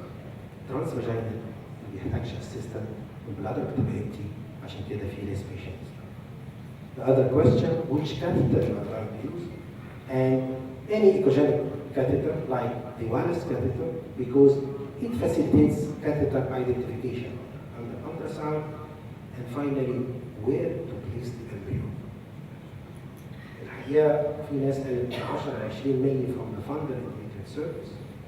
في ناس تاني قالت أي نقطة along the upper half of the endometrial cavity. طيب استخدم 2D ولا 3D؟ الحقيقة في واحد نزل بيبر سنة 2005 المجموعة بتاعته قالت كلام seems very logical. The 4-dimensional, 3-dimensional, 4-dimensional ultrasound guided embryo transfer استخدموا حاجة اسمها maximum implantation potential point. فين هي؟ لما هنعمل imaginary line along the natural line of the tube with intersection بتوع التو لاينز مع الاستكس اللي احنا شايفينه ده هيخليهم يحطوا الديبوزيت امبريو في نفس الفسيولوجيكال بوينت اللي بيتحط فيها usually. وبالتالي we found that the combination of the maximum implantation point and 3D 4D ultrasound accomplish accurate embryo transfer and improve IVF success rate. بعد كده نشر نفس المجموعة سنة 2009 وسنة 2010 نفس الكلام على 5000 حالة بعدين 4000 حالة تاني وصلوا انه مش بس بيزود الاي في اف سكسس ريت لكن لاحظوا انه بيقلل الريديوس اكتوبيك بريجنسي بيريديوس الاكتوبيك بريجنسي ريت على اساس انه الامبلانتيشن in a physiological site or at least site very similar to the natural implantation site. Now to summarize key points about embryo transfer. In IVF procedure, embryo transfer can be either ultrasound guided or done by the blind touch technique. Ultrasound guided embryo transfer increased clinical and ongoing pregnancy rates significantly compared to the clinical touch method. Transvaginal or transabdominal is a matter of personal preference with less patient discomfort with transvaginal ultrasound because the bladder is empty. Echogenic wireless catheter facilitates catheter identification under ultrasound. 3D ultrasound or 4D ultrasound might increase the accuracy of embryo transfer by placement of the embryo at the maximum implantation point. This is the last item. This is the last item I'm going to talk about. Ultrasound could detect a missed pelvic pathology that might cause IVF failure. زي الهايبوثالاموس. احنا عارفين من ايام الدكتور الغرب محطة أول بيبر سنة 98 قال فيها ان التيوبر فلويد is toxic to the embryo and might cause failure of implantation or any early pregnancy loss. It is well established that hypercycling should be removed by subinjectomy, either laparoscopic or by tubal occlusion or by sclerotherapy قبل ما اعمل IVF ناجحة. طيب بنشخصه ازاي؟ كارديولاري احنا كنا متعودين بنشخص بالهيستوسالبينجوجرام. لكن ultrasound is a very reasonable alternative. We can diagnose it effectively with ultrasound. أنا فاضل لي 2 minutes واللي أنا بس الملحوظة هنا أنا عايز أقول لو جت العيانة لحضرتك بنورمال هيستوسالبينجوجرام this does not exclude the possibility إن العيانة دي ممكن يبقى عندها currently hypothalamus لأنها ممكن في فترة احنا دايما أول حاجة بتعملها العيانة الهيستوسالبينجوجرام فات 3-4 سنين في التايم اوف برزنتيشن لحضرتك قبل ما يكون لها مشكله. المايوما submucous myoma negatively impact fertility outcomes and IVF success, and removal of such myoma at any size seems to confirm it. And this is evidence-based by meta-analysis of the evidence. بس عايز اقول حاجه ال 2D versus 3D. ادي مايوما اهي ال 2D بادي في الميدل لاين وشكلها يبان انها submucous وانا بعملها على ساوند طلعت المايوما مش انكروتش او كافيتي طلعت لاترال مايوما بالعكس. مايوما تاني هنا ادي الميدل لاين ادي المايوما والمايوما باين انها مش انكروتش على الكافيتي لكن this accidental myoma which is discovered by 3D ultrasound. And for that reason, the European Society of Radiology added in the 3D ultrasound obtained more accurate localization tumor. نيجي على يوتراين بوينت نشخصه كويس جدا بالالتراساوند ونشوف كيف الساوند بتوصل هاي اوجينيك والفايبرويد بوينت تبقى هاي بوينت نفس الفكره في الالتراساوند نشخص كويس جدا وبالتالي اليوتراين بوينت لازم تتشال. معلش انا ده مهم جدا هقول لحضراتكم ليه. في ناس قالت ان ميكانيكال افكت انترفيرنج ويز امبلانتيشن وفي بيبرز انه لو اقل من سنتي ونص يتساعد، لكن الريسنت ايفيدنس بيقول انه بيأثر على الكمبيوتر ريسبتيفيتي عن طريق انه بيأفكت سبستنس زي الهوكساتين والهوكساتليفين والانسولين لايك فاكتور بايو بروتين والجلايكوجينز كل دي بتقل ولما بيحصل بيربكتومي بترجع تاني زي ما مش عاملين تحدي. اي سايز بيأثر على الكمبيوتر ريسبتيفيتي. uterine septum نفس الفكره. A vascular, the presence of uterine septum should impair fertility. It should be removed. And this meta-analysis, which have published this retrospective data, to compare the pregnancy outcome قبل وبعد السبتوبلاستي ولقوا في market improvement بعد العملية. أنا أنهي this elegant review by Catherine and her colleagues كان على recurrent implantation failure 12 سنة 2014. الكومنت ده it is necessary to confirm whether careful evaluation of the uterine anatomy has ever been carried out by an experienced ultrasonographer, and if not, it ought to be arranged. And the conclusion is that ultrasound is a cornerstone in IVF procedures. Refinement of the ultrasound techniques related to IVF procedure is crucial for increasing IVF success rate. Proper interpretation of sonographic data related to assessment of ovarian reserve, endometrial thickness, follicle monitoring, overbigger and epidural film are key points of increasing the success rate in IVF procedure. Repeated IVF failure might be related to missed sonographic diagnosis of important pelvic pathologies such as hydrosalpinx, intestinal polyps, uterine polyps, and septic uterus.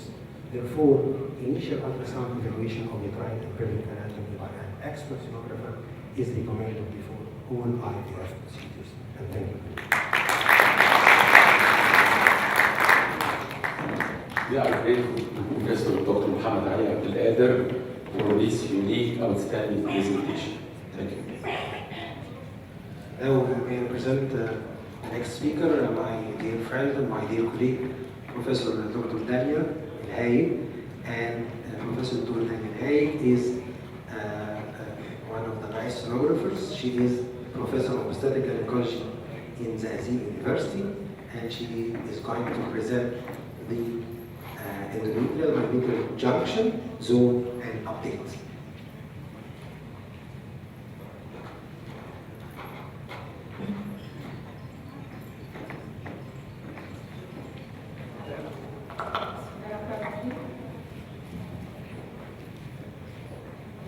شكرا على الدعوة الكريمة وألف مبروك لنجاح المؤتمر. شكرا للدكتور محمد على التقديم الجميل. وصعب قوي إن أنا أتكلم بعد الدكتور محمد، الحقيقة المحاضرة بتاعته شاملة كل حاجة. I'm going through a uterine junctional zone. Uterine junctional zone هي الاريا it's around the basal endometrium اللي هي بتشمل الانر myometrium والبasal endometrium والinterface between both of them. الانر myometrium زي ما الدكتور محمد ورانا بيبان ان هو hypoechoic halo around the endometrium. وليه بيبان كده؟ لانه بيبقى عباره عن condensed circular او يعني كوندنسد ماسل معظمها سيركلر اورينتيشن، فبتبان شويه هايبوكايك، وعشان كده هو اللي مسؤول عن الموديوليشن بتاع الانتستينال بريستالسيس. زي ما انتم شايفين، ما تبصوش على الفلويد، بصوا على الكونتراكشن، ويفز اوف كونتراكشن اللي ماشيه في الانر مايوميتري. ما بيبانش في كل الحالات، انما على الاقل في ال 2 دي المفروض ان انا اطمن على الانتجريتي بتاعه البيزل اندوميتريوم which appears as a thin hyperechoic line that is the interface between inner myometrium and the endometrium. By 3D enables اكتر ان انا اشوف الهايبوكايك inner myometrium both in the sagittal view, in the transverse view and in the coronal view. طبعا الكورونال فيو ميزته ان انا بشوف الفندس كويس وبشوف the whole two lateral walls so it can detect minor changes. Abnormalities لقينا حاجه بتعملي disruption للبيزل endometrium لا morphological changes to the inner myometrium according to Naftalin et al. ودول نتيجه الاكوارد او iatrogenic causes. بالنسبه للاكوايرد abnormality عارفين ان الايرلي adenomyosis هيبان ونعرف to detect the early adenomyosis which regularly affect the junctional zone بان انا الاقي subendometrial cyst وانا لما بدي كولر عشان اتاكد ان دي مش فاسلز، اوكي، مش دايليتد فينز، بتبان في 30 ل 50% من الحالات of early adenomyosis but it's very specific. يعني لما اشوفها تبقى adenomyosis انما مش شرط اشوفها في كل الحالات.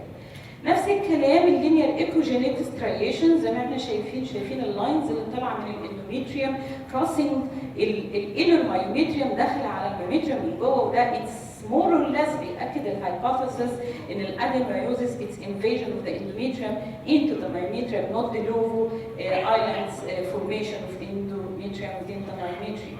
تاني طبعا السيست وهذا اللينير ستريشن هو السبب ان انا بلاقي شاجي او نو شارب بوردرز، ما اقدرش ارسم بالقلم زي ما شفنا في الحالات النورمال ما بين المايوميتريوم and the endometrium. You can see this outpouching of the endometrium within the inner myometrium. نفس الكلام بس اتعمل بال 3D عشان اشوف الكرونال view في عند الفندس and here you can see the protrusions اوكي واضحه جدا of the endometrium within the inner myometrium and this allow early diagnosis of adenomyosis.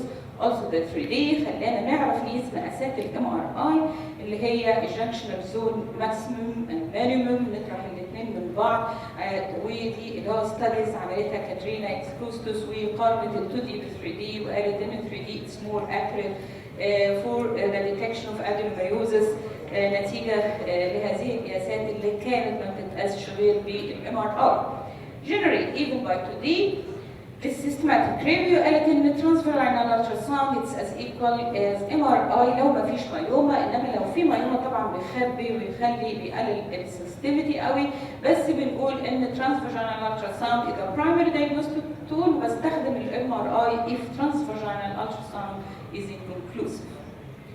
Second fibroids زي الدكتور محمد ورانا، اوكي عندي submucous myoma، معروف ان most of the submucous myoma بيطلع من الانر myometrium and may disrupt طبعا الاندوميتريال cavity with different level grade 0 1 2 زي ما احنا عارفين، وده هنا طبعا هيبان بان انا ابقى شايفه كويس قوي وببص على الاندوميتريال myometrial junction واقيس البروتروجن قد ايه. ساعات بتبقى في difficult cases زي دي، هنا رفعالي الاندوميتريوم مش قادره فعلا احدد، وحتى لما عملت لها 3D مش قادره احدد، so I need to do sonography.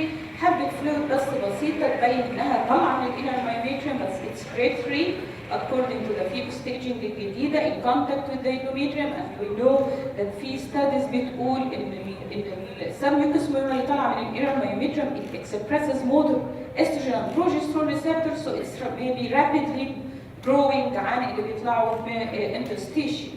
As we know that the cavity may be disrupted also by large myomas.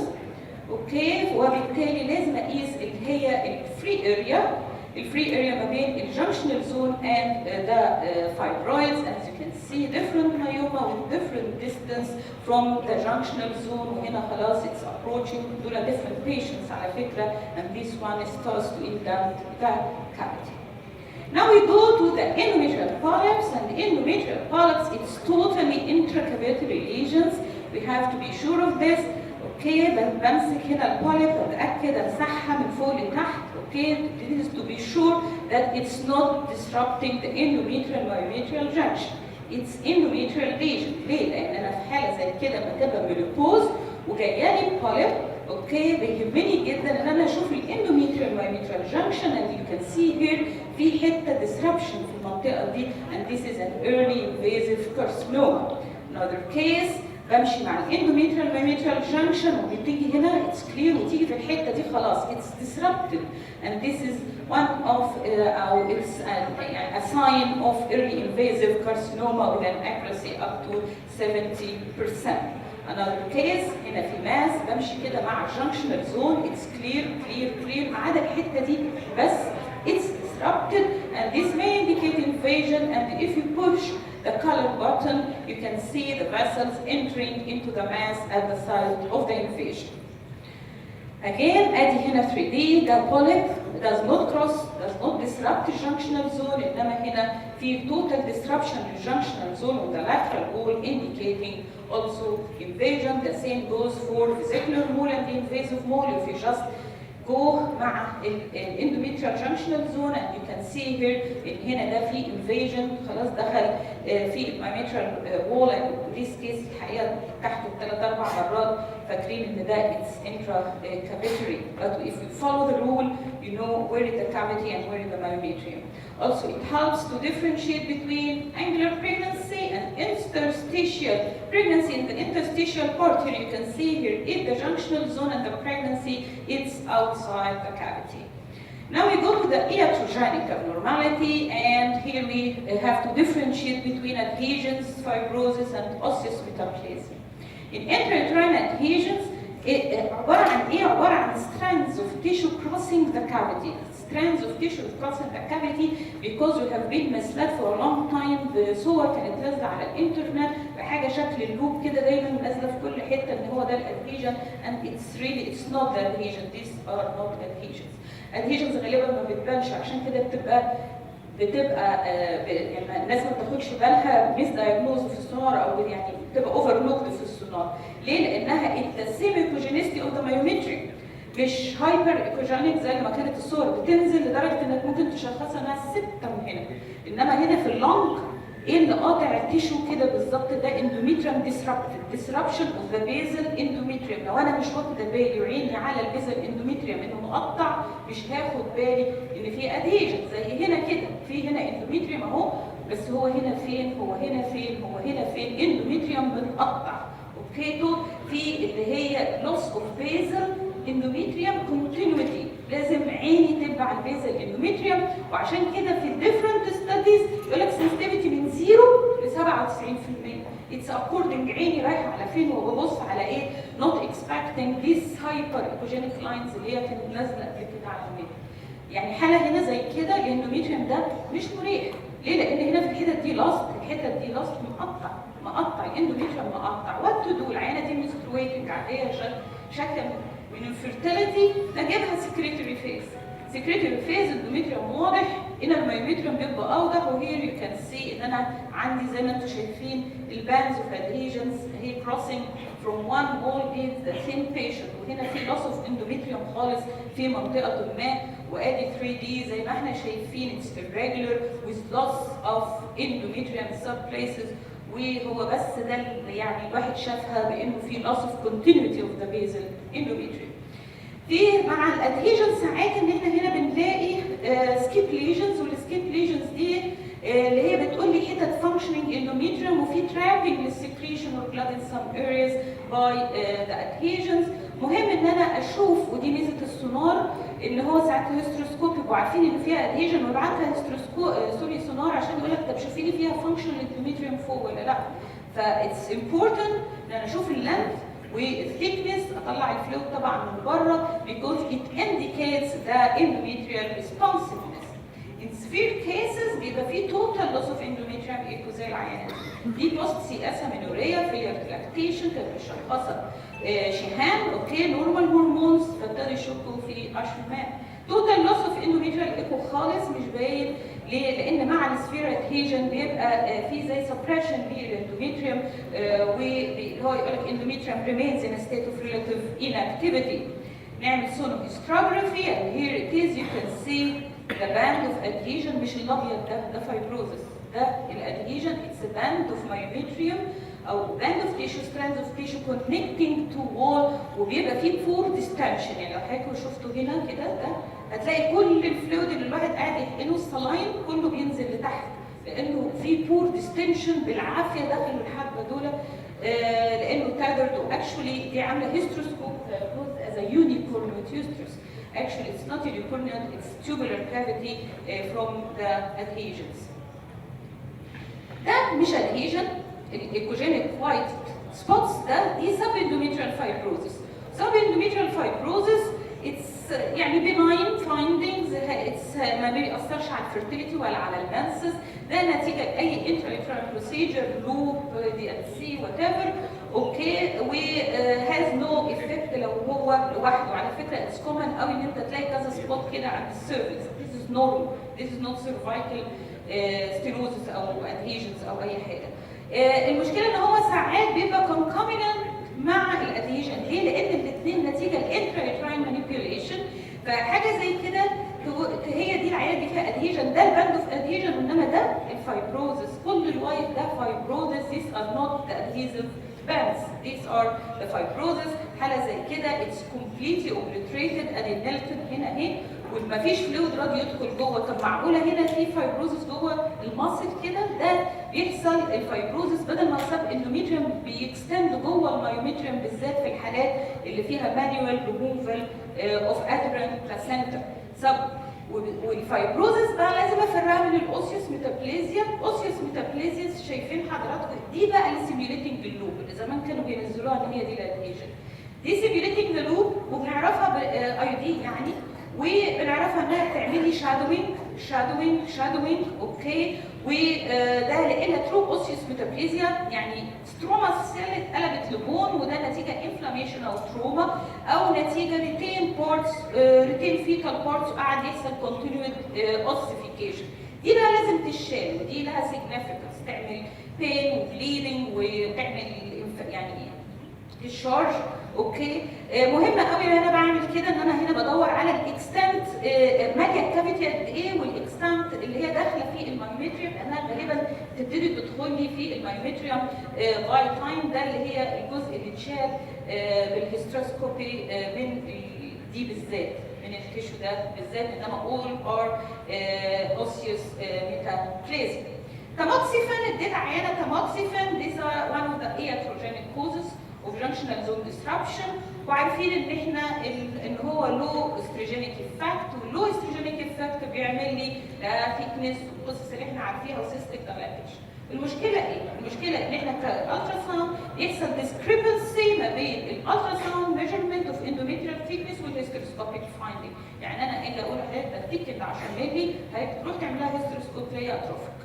اوكي ده سبب ايه؟ بسبب اللي هو ان انا ببقى مش عارفه احط الكاليبرز بتاعتي فين. ليه؟ نتيجه للirregularity في الجنكشنال زون، نتيجه للسيستيك تشينجز هنا. You don't know actually where either endometrium. It's disrupted junctional zone نتيجه اللي هي sub endometrial cyst نتيجه للتاموكسيفين changes. IUD عندي السايد ارم embedded in not a small number of cases. انا بشوف القصه دي frequent جدا اوكي ان انا السايد ارم الاقيه disrupting ومش عارفين يعني يقول لك بيعمل بين ما بيعملش. يعني ده مش انديكيشن فور ريموفال للاي دي. ابتدوا يعملوا له ستادي يا ترى ده سبب في ديفلوبمنت اوف ادينومايوزس بات اتليست لما الاقي واحد زي ده ديسبليس دول حاجتين مختلفتين والسايد ارم يبقى بيرفوريتد بالمنظر ده الوال اتليست اي نو the IUD removal may be more difficult, more painful and may need extra analgesia. And lastly, the cesarean section scars. It's seen in more than 90% of the scars can be seen as a hypothyroid line extending from the endometrium, disrupting the inner myometrium, the myometrium لغايه السيروزال surface.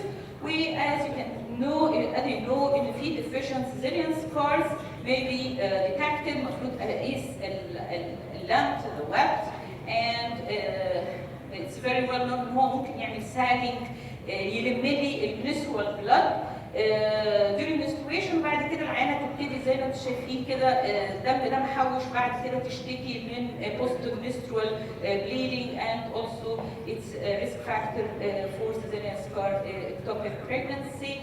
And thank you very much. Thank you, Professor David. Very nice lecture, very nice presentation. كده خلصنا الجلسه، بس الحقيقه ما كانش ولا سؤال على الطوال كلينيكال، يعني لو عنده سؤال ممكن. ناخد صوره جماعيه دلوقتي قبل البريك، تاخد دقيقه واحده بس نطلع كلنا على الستيج بعد الصوره. لا ديسكشن على الصوره اهم من الديسكشن. لا يا باشا، صوره ديسكشن مهمه، بس انت هدي فرصه ان احنا لا بعد كده نعمل ديسكشن عادي. بسرعه كده باشا، خلاص باشا.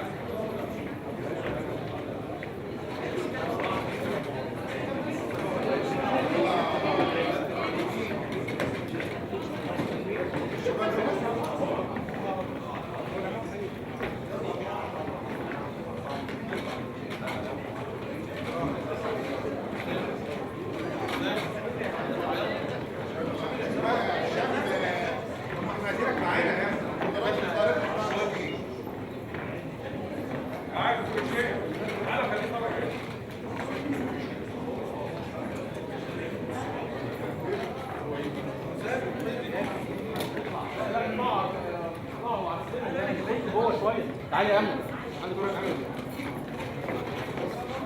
شيل الكاميرا نزلها بس دي واحده.